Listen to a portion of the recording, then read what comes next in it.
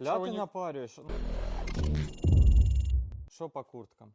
Наголошую, що вже пора. Ні, не рано, вже пора купувати куртку, вже про це думайте. Будь ласка, презентую, показую, які в нас є куртки.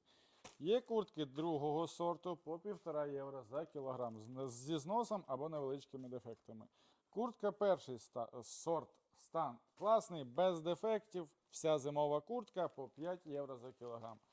Багатобажана екстра куртка, ідеальніша куртка, можна сказати, Ідеальна? можна сказати нова, по 9 євро. Але її мало, вона в дефіциті, тому якщо ви бажаєте придбати екстрову куртку, будь ласка, беремо мішочок екстрової і до нього беремо 2 мішочка першого.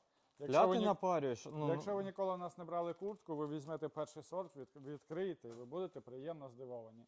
Контакти є в шапці профіля, там ми вже знімаємо огляди і фотки лотів, публікуємо в групу. Бувайте!